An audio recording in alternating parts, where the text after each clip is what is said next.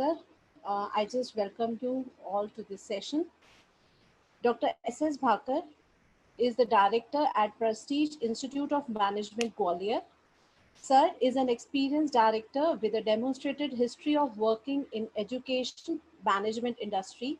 He has guided one business school to get NAC accreditation, autonomous institute status, UGC, permanent affiliation of the university, and many more as the director. He has contributed in achieving similar success for another B school as a senior faculty. Sir is a well-known trainer in the area of operation management, supply management, and research. He has conducted more than 60 research methodology workshops, 25 case writing workshops, 35 plus executive training programs, and has been the conference chairman for 18 international conferences and 18 national conferences and seminars. Sir has been the keynote speaker in national and international conferences and seminars. We welcome you, sir, for this session.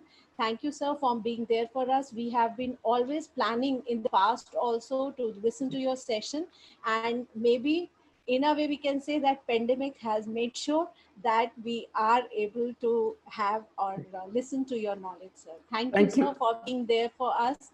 We are really thankful, I as a team, and especially on behalf of Dr. J.L. Gupta, sir, who is a big fan of your knowledge and efforts that you put in all the seminars, sir.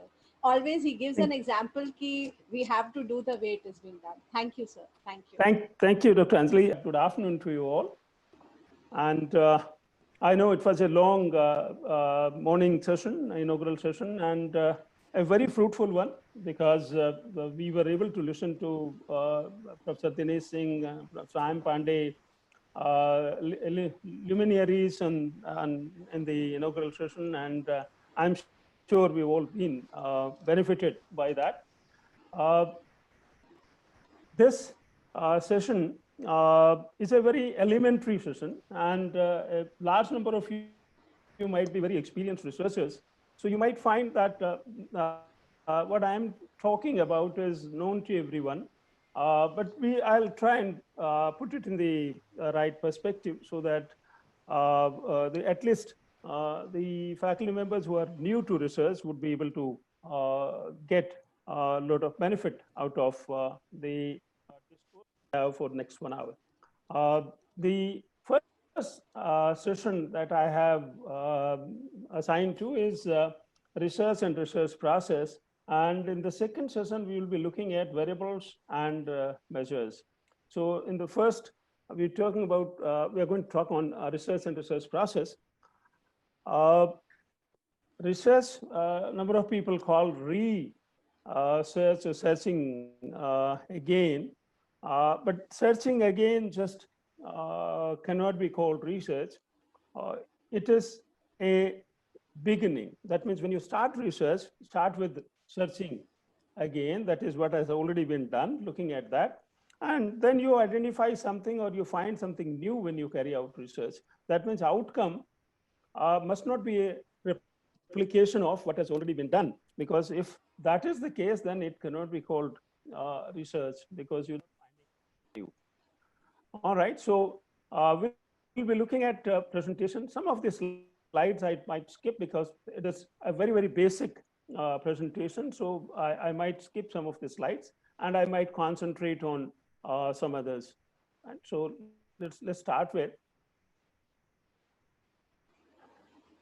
I mean, this is what I was talking about, just collecting information or reassembling, reordering facts or promotional strategies used by or promotional avenues used by organizations to make their products available in the marketplace cannot be called research. It's a, we can call any process a research when a systematic way is used. Using scientific methods. Systematic method is used methods to collect data, analyze data, and draw inferences from that data. In doing so, naturally, you would require the base, that is what has already happened. so that you are able to understand this has already been done. So don't reinvent the wheel. Try and add to what already exists. So that is the basic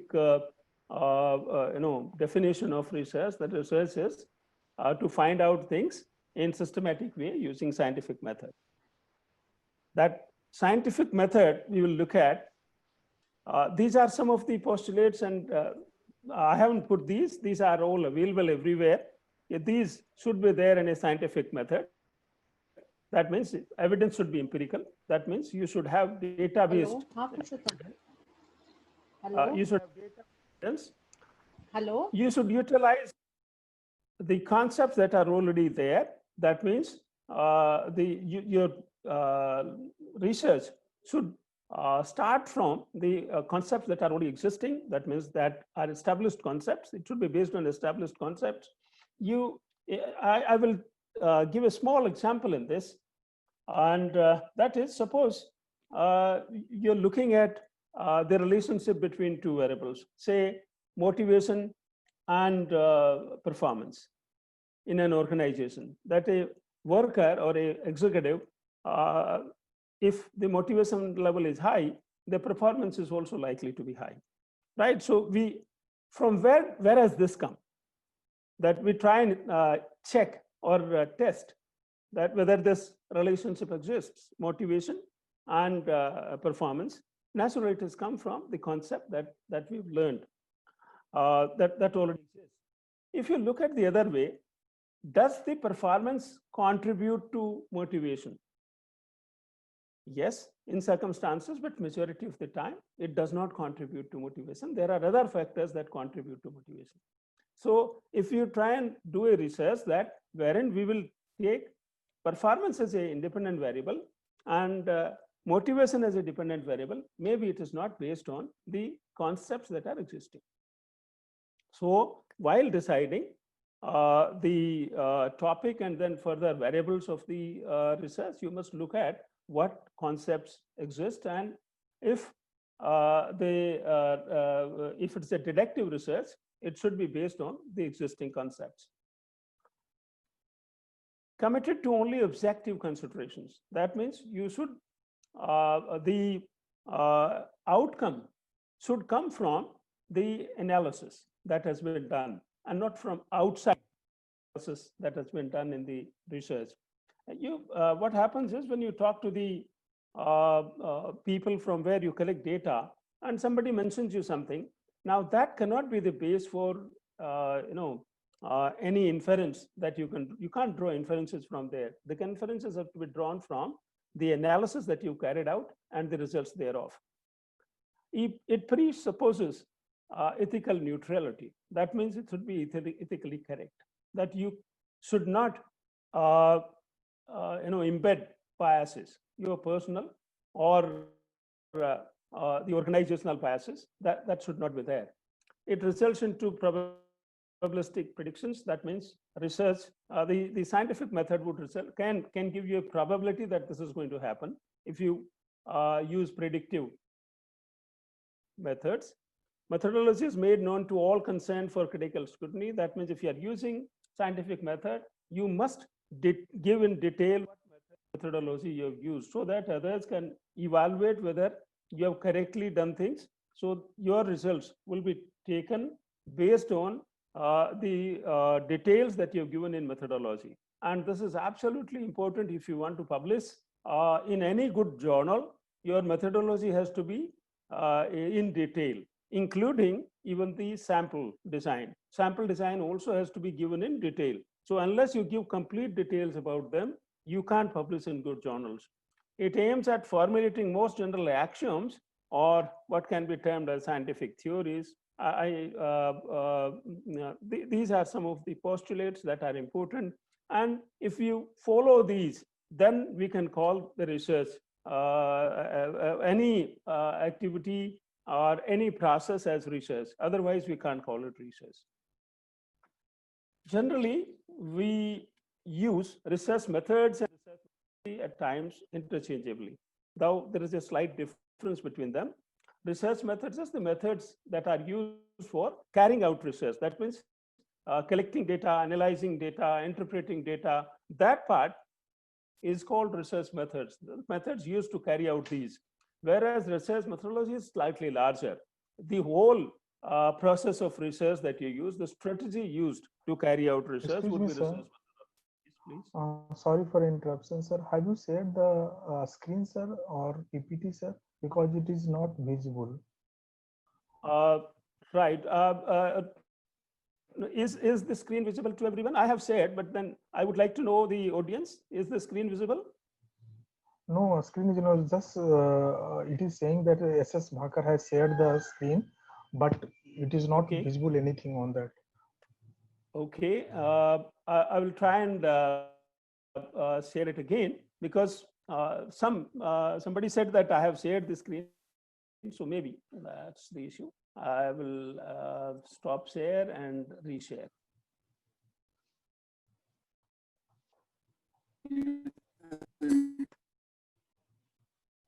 Are you able to see it now? Your screen is there, but it is no PPT is visible, sir. Okay. So simply it is saying sharing has Okay. started sharing a screen. Okay.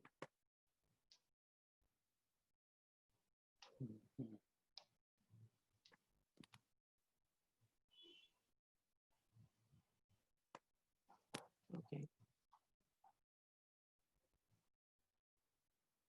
All right. Let me close this and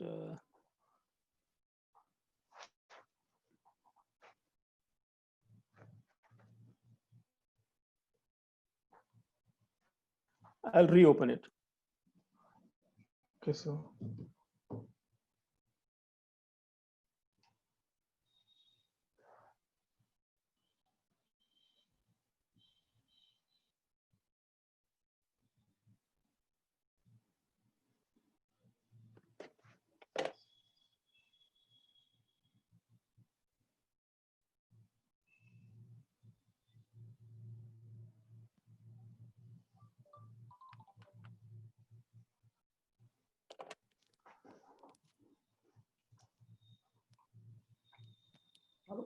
Nitin को भेजो।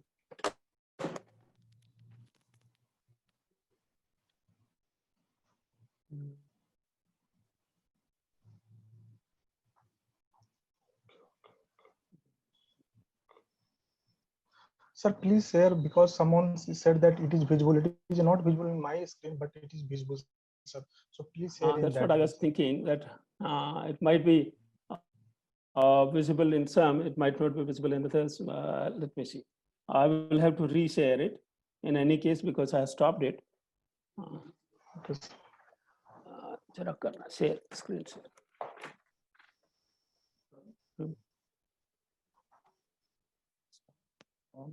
File तो खुला है नहीं, file खोलना पड़ेगा। अच्छा, ये सब हाँ हाँ खोलो नहीं, ये हाँ ये।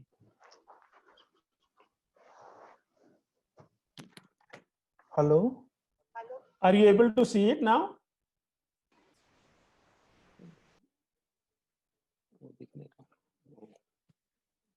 Control.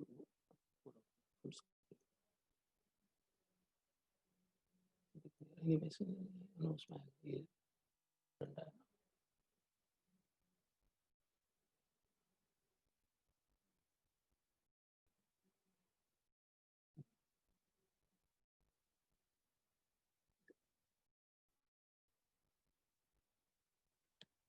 All right. Is the screen visible now? Hello. Sir, the screen is visible now, but the selection and what presentation is not yet visible. I think you'll have to start the presentation. Presentation. No, I have. 1 minute. No, but it is not visible. Presentation is not visible. Sir, screen sharing तो हमने on करी हुई है सबको।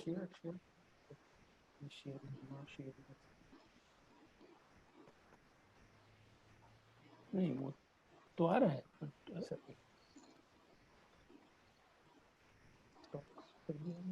The audio and video is visible, but Post available. Sir, yes, now the screen is visible, sir. Okay. Now Okay. the screen is Okay. visible. Thank you, sir. Okay. Thank you. Thank you. Anyway, these are the part of using technology, and even though I have conducted a number of such workshops online, but it does happen. Anyway, right. So we were looking at scientific. We were looking at.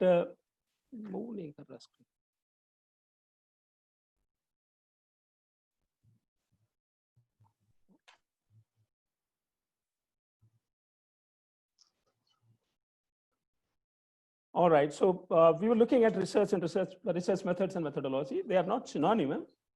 Research methods is a part of research methodology. We talked about it. And then I was mentioning deductive research and inductive research slightly earlier.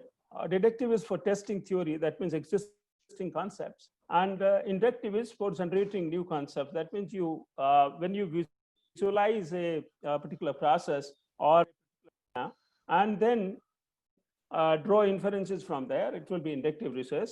And if there is a theory exists, try and test it using hypothesis, that would be deductive research. So inductive and deductive, with generally, when data analysis is used, generally we use data-based or quantitative research is basically deductive. And inductive research generally, for inductive research, generally we use the non-quantitative qualitative research, qualitative methods. And if you look at types of research based on purpose, it could be academic, application, ecological. I don't need to explain. This is where we will be spending some time. Research is a cyclic process. Once you've carried out a research, it's the end of the research is not that. The research does not end like that. It starts with a question and ends with a question. That means it's a cyclic process. You complete all the process, you go through all these stages, and it has number of stages. That means research is a multi-stage process. And when you complete all these stages, you find that you reach the first stage again. That means the end of the last stage would be generation of question again. So you cycle back, and you can also cycle back within this cycle. That means when you are trying to test hypothesis and you find that the results are not as planned, you can, I mean, it could be because of the data is not enough, and you're not getting, say, for analyzing data, you need characteristics of data need to be as per the requirements of the tool that you're using. And if that doesn't happen, you go back to a couple of steps back, and then you collect data, and maybe the data would become suitable. So within the research, all these stages also, there is a cycle. That means you can cycle back and again carry out number of steps that are there. It looks like this. That means starts with the problem and ends with a problem. And there are a number of stages. So we'll be looking at these stages in slight detail, one by one. And the first stage, naturally, is identifying a problem for carrying out research. Pandemic, COVID-19, has actually opened a Pandora of areas that can be researched. That means number of areas that were, the research has already been carried out in different environment. All those areas are now open for carrying out research in pandemic situation. Some of them would naturally be considered as new areas of research because the environment in which you will be carrying out research would be different. Now, say you talk about attracting customers to retail outlets. Now, the retail outlets are opened in majority of the cities in India, but if you go and see on a retail outlet, there are hardly any customers. That rush that these retail outlets used to have is not there. Now, how to attract customers in situation where in a condition created by COVID-19, fear psychosis that exists in among the customers, how can you ensure customers that the going to store and going through different processes in the store would be safe for you? So that means this is an area that has been opened by COVID. COVID-19 has opened a large number of areas. So this is the time that you can carry out research on multiple areas. There are a number of sources from where research problems can be identified.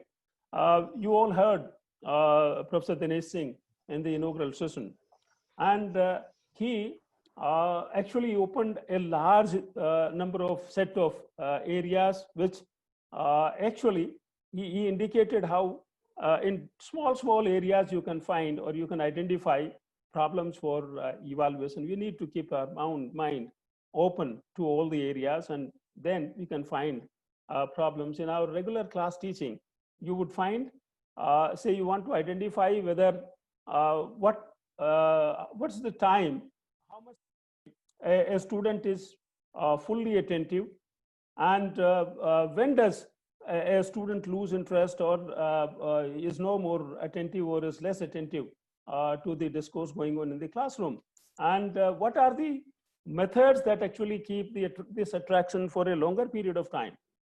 As teachers, we have access to data in this field. We can easily create, design a research and carry out research. So but this is one of the most important step in research, and that gets least amount of time. That's devoted least amount of time. We either say if you are carrying out a PhD work or a major research project as a master's student, either the guide will tell you that this is the area you carry out research, or PhD guide will tell this is the area you carry out research, and we scholar or a scholar, you start working on that without giving a thought whether this problem has already been discovered or this has already been worked on, and how many people have worked on. Are there any gaps in this area that can be worked on?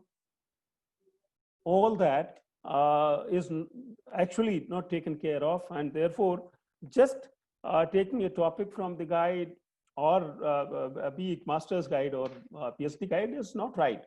You need to, the problem, when you identify initially, you need to work on it, and you need to develop a proper definition of the problem after carrying out a review of literature.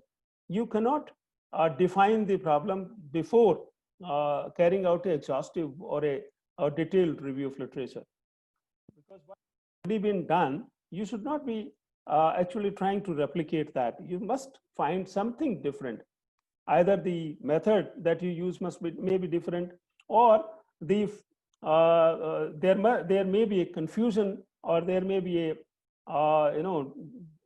there may be a differentiation, that there may be strong differences in the findings of the others, or you might use a different method, and so on. That means problem, when you define, should be different from what others have found. It should look different. It should either in the definition or in the process that you use to carry out research. You can also use exploratory research at this stage to identify problem. At times, when you look at a problem, it might only be symptoms, specifically the problems that have been given by the organizations. Organizations, then they look at, say, productivity is low. So they will tell you that productivity is low, this is our problem, you carry out research. Naturally, that's only a symptom. The problem is elsewhere, right? Either the skills are not appropriate, or the motivation of the people working is not appropriate, or these could be one of them, or a combination of them may be the problem. So you need to probably carry out an exploratory study and identify the real problem, and then define it properly, after carrying out exploratory study. And then the problem discovery stage also includes identifying objectives, and also if hypothesis has to be set, the hypothesis. At this stage, the problem definition is complete only when you have identified the objectives, you identified the hypothesis, or you've set the hypothesis, then the problem is defined properly. Then next stage is research design. The design makes a research whether whatever findings you will get will be correct, or there will be inaccuracies in the results. So you have to be very careful while designing. There are a number of, and design includes the basic methods used for research, and also the sample design. So it includes basic research design and the sample design. These two parts combined together actually make research design, right? So you need to look at, and there are a number of methods that are used. We can actually, I have details on each of these parts, but because we have only an hour's time, so I thought I will use only this one screen, and I can share the details later on with the organizers, and they can share it with the participants if they like. Sir, you don't need to worry. We'll have the PPT sharing as well as the Okay, video of your absolutely. lecture, so that Absolutely nobody fine. has a problem, sir. Thank you. Okay, absolutely fine. Because I'm not going into the PPTs, I'm looking at just one PPT and talking. You know? So when you look at research design, there are basic methods based on either secondary data or primary data. See, before you go for research design, you need to also look at whether your data, your research will be qualitative or quantitative. That would depend on the type of problem that you have. So from then on, you need to look at, if you have a quantitative, if you are going through a quantitative research method, then there are a number of methods that can be used. Say secondary data based research. If the data is already existing, you can do that. You can carry out survey, experience survey. So there are a number of ways that survey can be done. So survey method. You can use focus group. You can use, if the research is qualitative research, you can also go through case studies, right? So you can develop case studies and carry out research. Observation can be used for, observation method can be used. And there are a host of methods. You need to select the one that is appropriate and that you can carry out. Given the resources that you have, time, money, and people that you have at your disposal, because each of them requires a different set of resources. So you need to also look at that, what resources you have. You can also use experiment, lab experiment or field experiment. In social sciences, lab experiments are rare, very few, but field experiments are common. So you can use field experiment. And if you're carrying out a research in social sciences, like say if you want to find out the effectiveness of a advertisement, you might gather people in a auditorium, use, and if you want to look at if the ad is embedded in a movie, how effective that will be, and if the ad is screened before the movie starts, how effective that would be, or if it is in a TV serial, how effective it is going to be. So if you want to evaluate that, maybe you can gather people in a auditorium, use the actual movie or a serial or that setting, and screen the ad, and then collect information before and after the ad has been done. And you can probably find, this can be field experiment. You can also do it in cinema halls. This could be called a lab experiment because the situation is controlled. You can also do it in a cinema hall, actually, before going to the cinema hall and after coming out from the cinema hall, and collect data, which will be field experiment. You can carry out experiment a field, or you can carry out lab experiments also. As I had said, lab experiments are generally very few in social sciences, but field experiments can be done. Once you've decided what method you are going to use, whether it is survey or experimental method or case study or focus group or any other, once you've decided, or observation, that you can use as base and decide your design your sample. While looking at sample, there are 4 major decisions that you take. One is what is going to be the population from where you're going to draw samples. And what I have seen practically is that sampling, the population and sampling frame, they don't have a relationship when you carry out research. And if they are not related properly, then we cannot draw correct inferences for the population based on the results that you get from the sample. The sampling frame is the people that have been given opportunity to be part of your sample. That means and the population and sampling frame, the sampling frame cannot be less than 70% of the population. Otherwise, the research cannot be used for drawing generalizations for the population. So while deciding how are you going to collect data, you need to keep in mind that if this is my population, will the data collection process cover at least the 70% of the population? Right? If it doesn't, that means the data collection method is not appropriate and you need to change. So first decision is the population. Second decision is the sampling frame. That means deciding the part of the population that would be targeted for collecting data.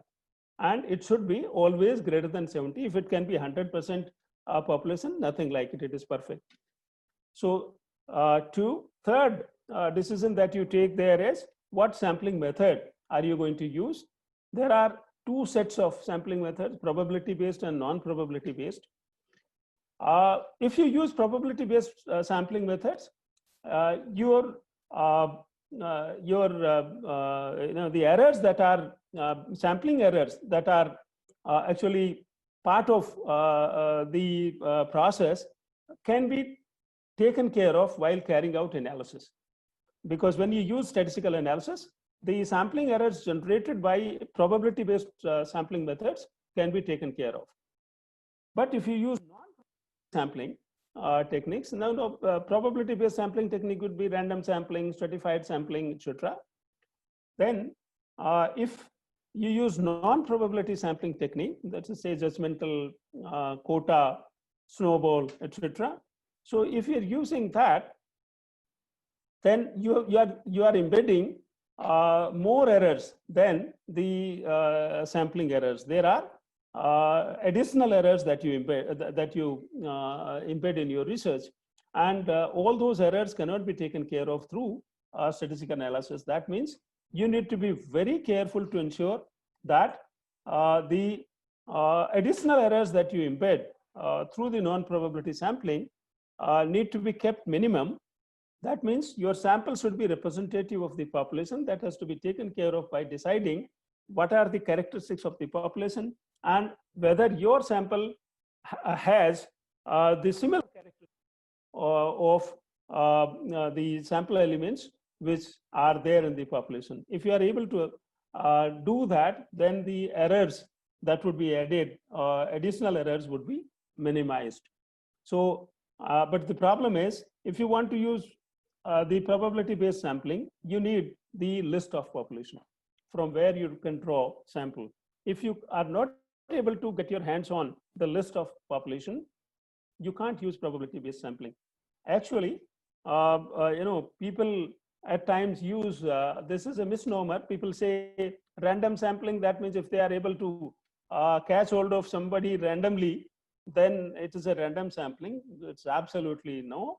This is not random sampling. Random sampling is when you have complete list of the population and then use some method of ensuring that every person in the population gets equal probability of being part of it. That can be done through random number generation in computers, or you can use, if this chits, etc., or whatever, but then you need to ensure that everyone gets equal opportunity.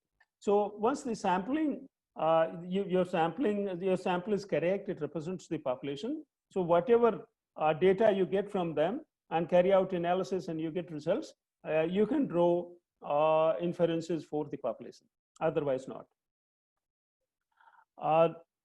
Next stage in research is data collection, and again, we've seen that there are a lot of errors that gets embedded in data collection process, and we need to be absolutely careful if we want to ensure that our research would get correct results. If the people who are collecting data are not trained, then that means data collection people can embed errors. There could be errors because of respondents. That means respondent errors. Respondent either deliberately falsifies, that means gives false data, or he is ignorant about things and gives data that is false. So both would create errors in your research. So you need to again take care that the respondent does not have any need or any inclination to give you false data. That means you need to assure the respondent when you are collecting data that it will be kept confidential, it will not be shared with anyone, and results based on combined data will only be made public. So nobody can identify who had given this data. So maybe that can help.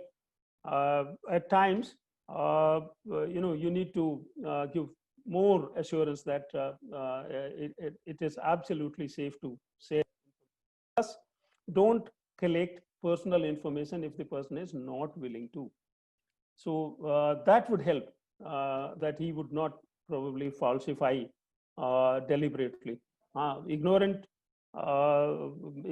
because of ignorance, if the false data is given, that can create problems. But we should identify people, respondents who we know that have right information. Then that ignorant, because of ignorance, the wrong data you won't get. So you need to be careful. The results would be as good as the data is. So if your data is not accurate, data is not perfect, it has errors, then you be assured that the results would necessarily be erroneous. So data collection process, and mind you, the better trained data collection people are, the better would be the data.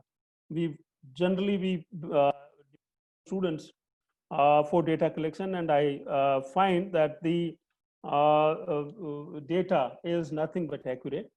At times, they themselves, I mean, the person who collects data can also create problems by duplicating data. I mean, they collect data from 50% or less proportion of the sample, and then copy paste and make it double or triple or so and so. So you find that there is a pattern in your data which actually creates problems when you start analyzing the data, right? So data collection process needs to be accurate. Data processing analysis, and at the data processing and analysis, you need to use appropriate tools. And not only that you use appropriate tools, you need to also test data, whether the data is suitable for that tool. One is, we must know that what kind of data can be analyzed for what purpose. That means what hypothesis can be tested using a particular test.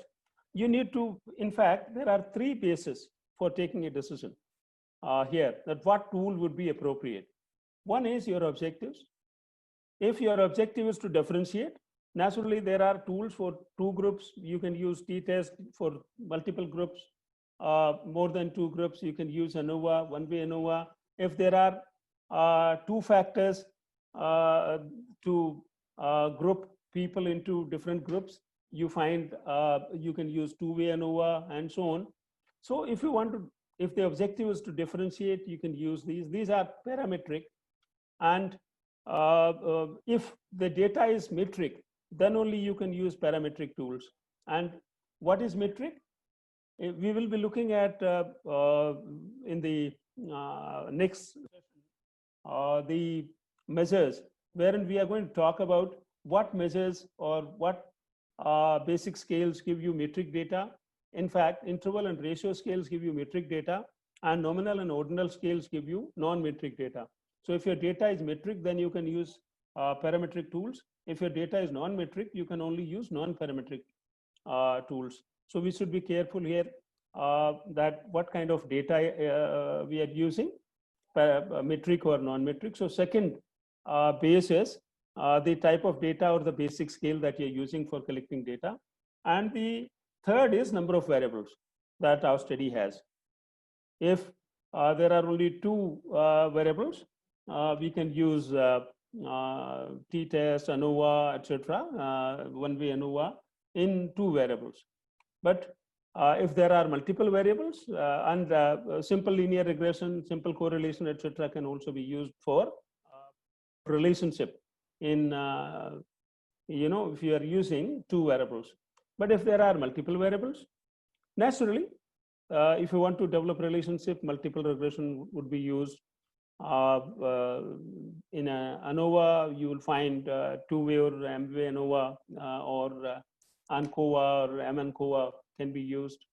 So you depending upon how many variables are there in the study, you find that you can decide what tool would apply. If you look at statistics, you find that there are methods that are based on dependence. That means the tools that I was talking about till now are dependence-based tools, like say one set of variables, say single variable or multiple variables are dependent. Another set of variables would be independent. That means the variables that affect the second set of variables. That means you need to also identify which variables are independent and which variables are dependent, right? So once you have identified that, you can use dependence methods tools. That means either t-test, ANOVA, regression, correlation. These are dependence based. That means some set of variables are dependent and some other set of variables are independent. Next is interdependence methods. But there are a large number of tools that are dependent, that are not dependence based. That means there is no independent-dependent relationship. But all the variables are related to each other. Like in your exploratory factor analysis, all factors are interrelated. So it is called interdependence methods. Cluster is also similar to factor analysis, and that also is interdependence. So you have tools that are dependence based, and then there are tools that are interdependence. So appropriate tool needs to be used. So data processing is a very important stage. Unless you use proper statistical tools for analyzing data, you would not be able to get correct results. All these softwares, be it SPSS, SAS, Stata, or whatever statistical tool, maybe a very complex one or simple one, they will give you results as per the data that you've fed. And if you will use inappropriate tools, inappropriate data, they will give you they are going to give you results. Results naturally will not be correct. And unless we know exactly that you have used correct tool on correct data, we will have results on our hand that are not appropriate. So therefore, this is a very important stage in research. You need to know. Plus, there is a thinking now that because there are softwares and we can use software to carry out analysis, so we don't need to have knowledge of statistics. Now, that's not correct. Unless we have basic knowledge of statistics, we would not know what are the assumptions of different statistical tools. And data has to be tested on those assumptions. Like say, if you are using a simple linear regression, that means one independent and one dependent variable. There are 8 assumptions, and all those 8-9 assumptions can be tested. Whether your data is suitable for simple linear regression, that would be decided based on whether on all those 8-9 assumptions, the data is proved to be correct for regression. Similarly, you have assumptions for all the tests. Even for simple tests like t-test, you find there are assumptions. So you need to have basic knowledge of statistics. Even if you don't have in-depth, at least basic knowledge of statistics to understand what are the assumptions of the statistical tool, and what kind of results the tool is going to give us. So both, it is needed that we have in-depth knowledge of statistics. Once we have analyzed data, we need to draw inferences from results. Again, if we do not know what the results mean, we will draw incorrect inferences. Like say, if a t-test value is a particular value, say 2.6, and the probability value is given with that, because if you are using software, it will give you two values, the value of t and the value of the probability at which the t is significant, right? So you need to understand when the t would be significant, and till when the t is not significant. The probability value, if you are using 5% level of significance, the value of p less than 0.05 will indicate that the t value is significant, otherwise not. And if you're using 1% level of significance, then it will be significant only when the probability value is less than 0.01. So if we don't look at this, we will draw wrong, we will draw wrong inferences from our results. So we need to, that is what, again, emphasizing that the basic statistical knowledge is essential. Plus, you find the hypotheses are set either in neutral hypothesis is set or alternative hypothesis is set, and both require a different interpretation. A alternative hypothesis, you use two words, either supported or not supported, right? If the supported, not supported, generally if you are measuring relationship, a regression value, and if the regression is significant, we will say it's supported.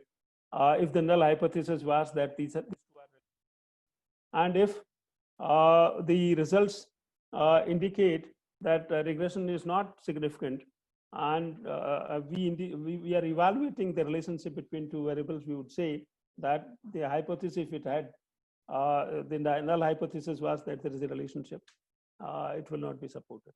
So that, and if we are using null hypothesis or neutral hypothesis, we will use rejected, not rejected. These are the appropriate technical words that we use.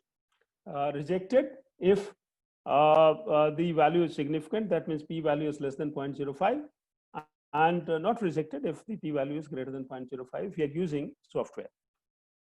If you are doing it manually, naturally you'll compare it with book value. We call it critical values. And if your t value or regression coefficient value is greater than the critical value, then we will say it is significant, otherwise not.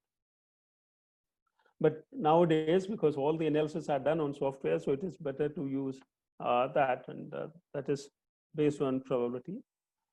Level of significance has a very important role because it make the results significant or insignificant, and it should be decided in advance before you carry out research, and not based on results. So appropriate level of significance has to be used either, and there are three values that are very commonly used: 1%, 5%, 10%. But majority of studies you find use 5% level of significance, because this level of significance indicates the type 1 error. When you carry out research, if the null hypothesis is correct and you reject, it by error, then this is a type 1 error, and it is equivalent to level of significance. Right? The level of significance decides the type 1 error. If 5% level of significance we are using, the type 1 error would be 5%. If we are using 1% level of significance, 1% would be the type 1 error, or 0.01 look at in fractions. A 10% level of significance, the error would be 0.1, type 1 error. Associated with that is type 2 error. If we use smaller type 1 error, that means smaller level of significance, say 1% level of significance, your type 2 error would be larger. That means we are increasing type 2 error, which is indicated by beta. Type 1 error is represented by alpha. So you find that beta would become larger. So you need to have a balance between these two, and also you need to look at, depending upon your objective, whether risk can be higher or lower. You can use combination of these two and decide what should be the level of significance. Majority of cases, 5% is used because that's the average. That's the average, type 1 error, and that also results into average type B error or type 2 error. So therefore, generally people use that to be safer side. Once you've drawn to publish in good journals, implications have to be drawn properly, and strong implications, if your results have strong implications, it's a way of writing. So if your results have strong implications, it's more likely to be published. Generally, what we in India do is that we analyze data, interpret data, and then straightway we go on to conclusion. And we miss these two stages, that is discussion of results and implications, or we give less importance to these two, discussion and implications. Unless these two are very strong, you can't publish in good journals. That means once you got data, you got results, you got inferences, you need to look at whether your inferences find support in previous results or they don't. And if they don't, why your results are different. You should be able to justify. So if you do that in discussion stage, you do that. That means whether your results are in line with whatever results the others have found, or your results are different, and if they are different, there is a real reason for that difference. And so, and naturally, you need to give reference to different studies that these are the studies that indicate that my results are in line with, or these studies indicate my results are different from them and why they are different. Right. So, and if there have been dispute between the results, previous results, that means some people saying that results are as per in line with your results, and in some other cases the results are opposite to your results, then you go in detail and look at what sector of, or what was the population, what sector was in the study was carried out on. That means if the study, one study is carried out in hotels and the other is carried out in banks, and the studies that are carried out in banks indicate one type of results, and studies carried out in hotels indicate other type of results. And if you are carrying out study in hotel, and if you find number of studies that are giving results that are in line with yours, and those studies were carried out in hotels, and your results are in line with that, that means that's a proper justification. That means if they're having the results that others have found, you go in depth and look at from what sectors those results have come, so that you are able to properly justify your results. So discussion is a very, very important area, and you need to give importance to it. And requires time, and it requires a lot of in-depth study of different research publications that have already been done in your area of research. The next, as I said, implications. Implications you can divide in few, couple of 2-3 parts. Implications for decision makers. That means if the study is on a particular sector, say like banking or hotels, so whoever are working in those areas, banking, hotels, etc., they are the decision makers. So what are the implications for them of the results that your study has got? So you need to work out that. So that means for decision makers. Second, implications for researchers. That means what you might have identified some areas for further research. That means every study actually identifies new areas of research. That means your findings indicate that some areas need to be investigated further. And if those are the implications for researchers, that yes, you are indicating new areas or further for further research, implications for researchers. Plus, you also need to indicate implications for government at times. What are the implications for government? You may also have implications for society if your research is social. And we're talking about social sciences, so naturally, majority of these researchers will have social implications. So you can write what are the social implications. So for any study, all of them may not be, or your results may not have, or your study may not have implications for all of them, but it should have implications for at least 1 or 2 of these groups. And at least 2, it will always be there. That means decision maker, implications for decision makers and implications for researchers would always be there. And for government and society, it may be there, it may not be there. So you need to look at that and you write implications.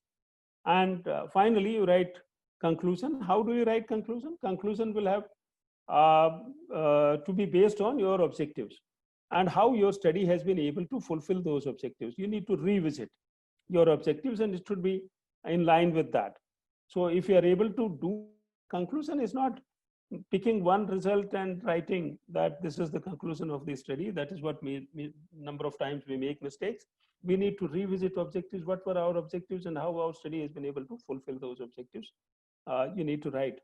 And if you can write 2-3 paragraphs, or it depends how many variables were there, how many hypotheses were there. So depending upon that, your conclusion can be 1 or 2 paragraphs, so it can be even longer.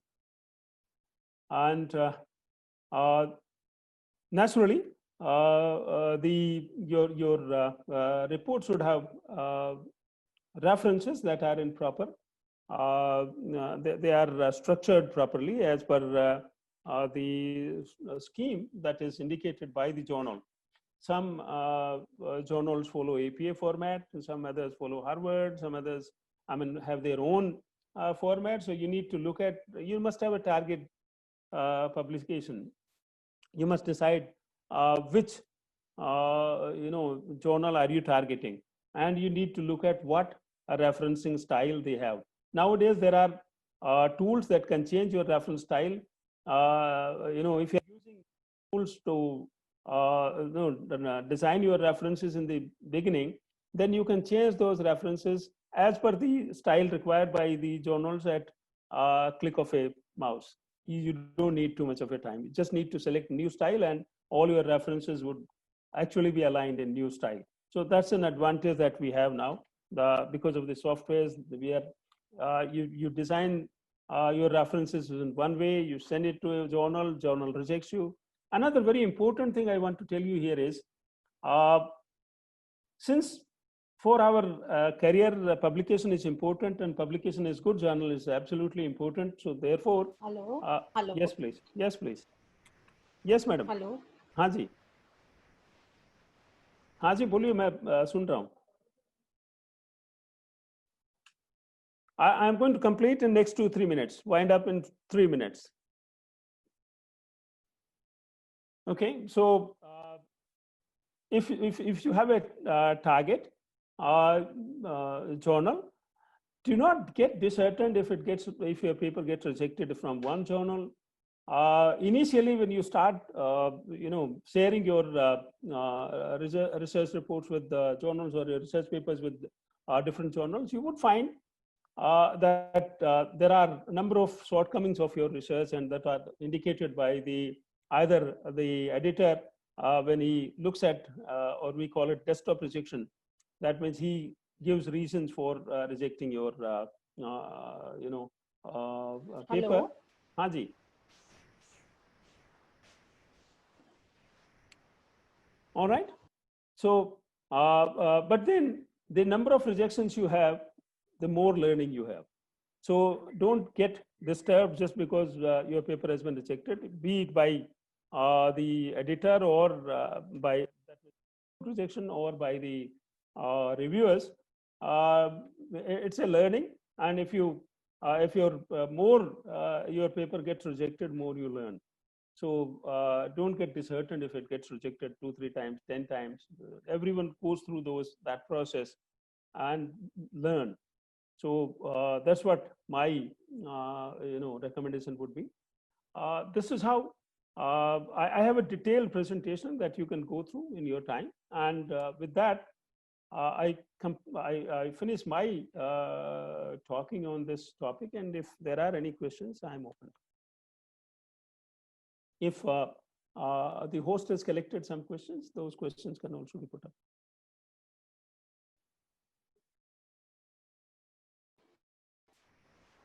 Hello. Thank you.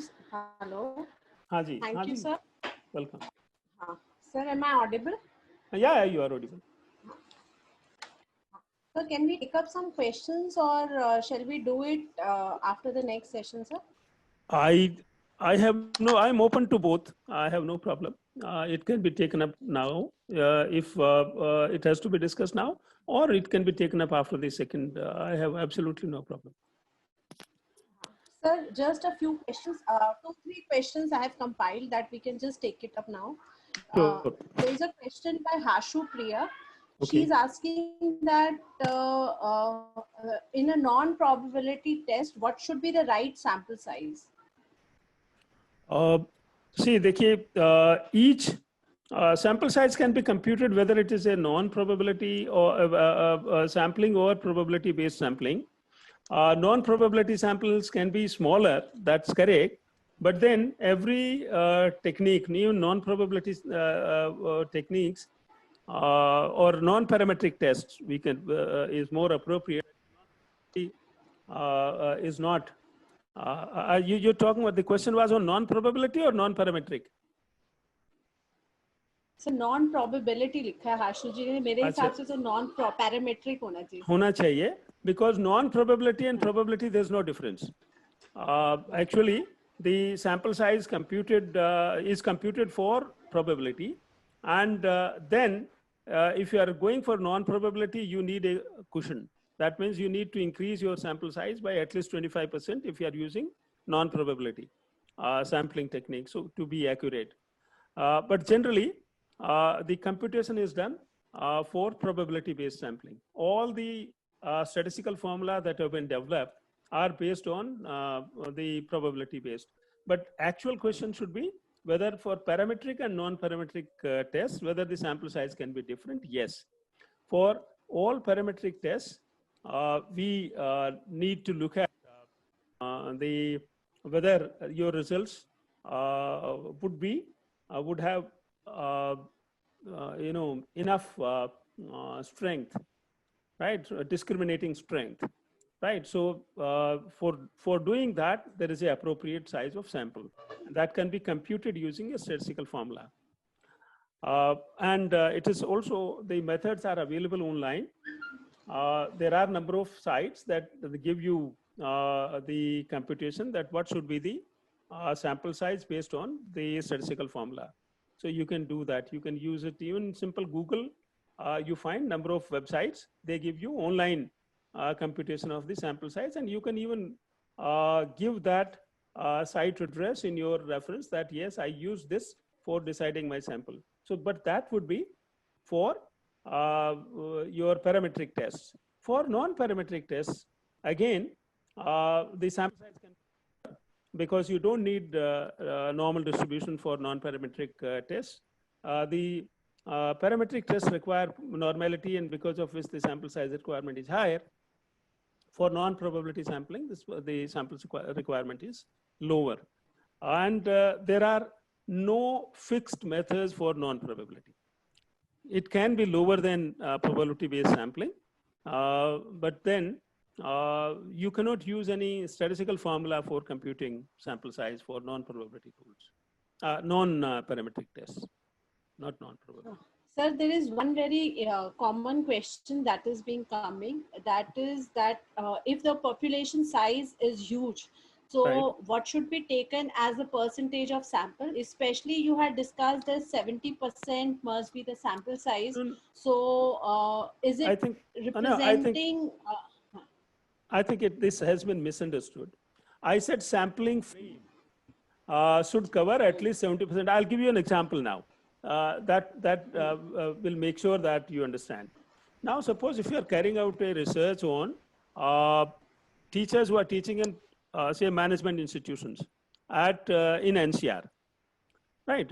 So you identify that in all, there are, say, 120 management institutions in NCR, right? And when I said your sampling frame should cover 75% of them, at least 70% of them, that means out of those 120, 70% of the institutions should be covered under this for data collection, at least. That means 84 institutions should be included in your research.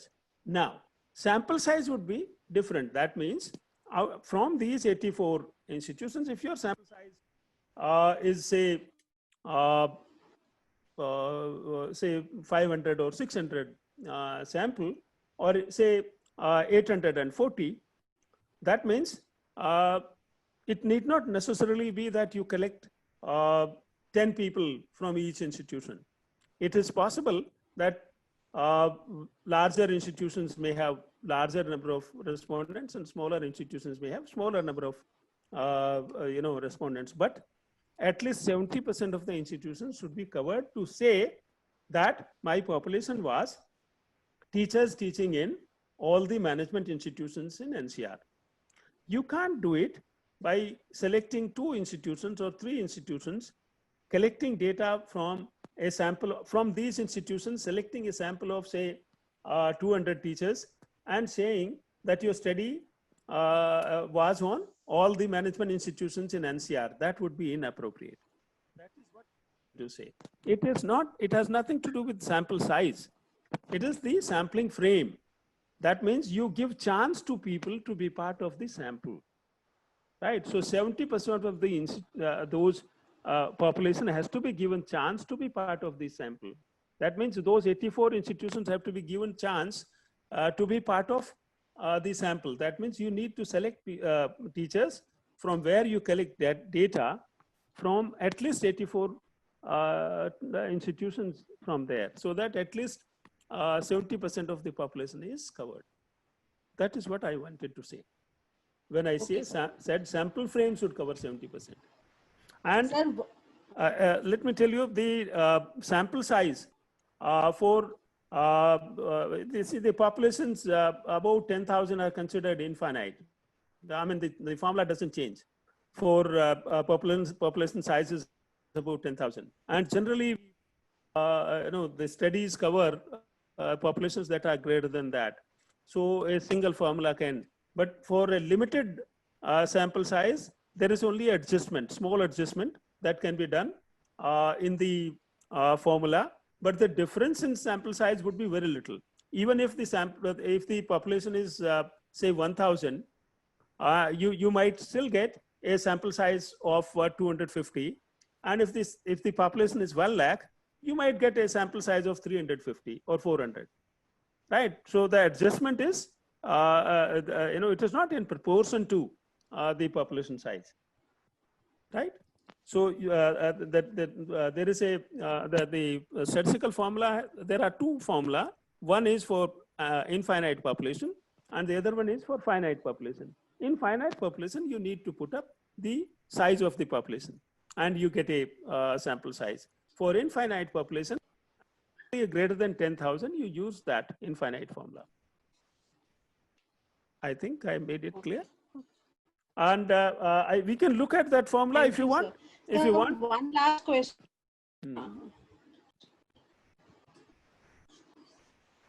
Hello. Yeah.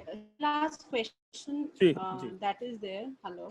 Sir, there are questions coming on that how do we deal with the sampling errors, and especially how can we reduce the type 1 error if it is possible? See, type 1 error, as I said, depends only on the level of significance that we use in our study. Okay, the larger the level of significance we use, larger would be the error. Right, smaller the level of significance we use, smaller will be the error. But the idea is whether you should go for smaller type or larger type 1 error or a moderate type 1 error. It becomes easier to justify when you have a moderate type 1 error. You don't need to even explain why 5.5 or 5%, 0.05 or 5% was selected as a level of significance. But whenever you are using 1% or 10% level of significance, you need to give justification. Why 1% or 10% level of significance? That is the issue. So 1% and 10% requires justification, 5% will not require any justification.